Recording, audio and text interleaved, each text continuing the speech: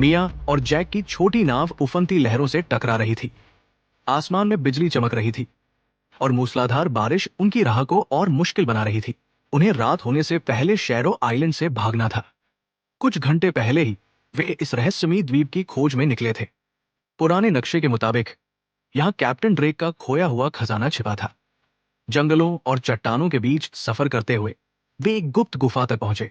जैसे ही मिया ने खजाने के चमचमाते सोने से भरे संदूक को छुआ, गुफा की दीवारें कांपने लगी और एक गहरी गूंज गुफा में फैल गई।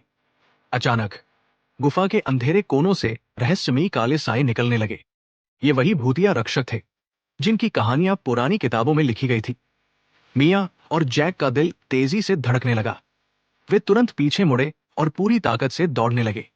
जंगल में उनका पीछा करते हुए वे छायाएं हवा में तैर रही थी। पेड़ों की टहनियां रहस्यमय तरीके से हिल रही थी, जैसे वे भी उनका रास्ता रोकना चाहती हों।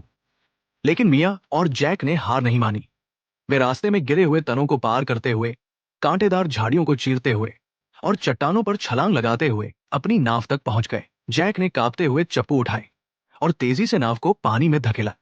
वे दोनों पूरी ताकत से चप्पू चला रहे थे, लेकिन जैसे ही उन्होंने द्वीप से दूरी बनानी शुरू की, काले साए किनारे पर इकट्ठा होने लगे। उनकी चमकती आंखें गुस्से में जल रही थी, मानो वे चेतावनी दे रहे हों।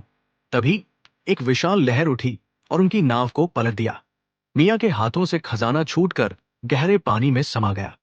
ठंडे समुद्र में डूबते हुए जैक ने मिया का हाथ पकड़ लिया और उसे ऊपर खींचा। वे एक लकड़ी के टुकड़े पर तैरते हुए धीरे धीरे समुद्र में बहने लगे।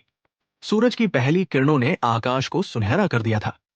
शैरो आइलैंड अब दूर धुंध में खो रहा था और उनके सामने एक नया सफर इंतजार कर रहा था।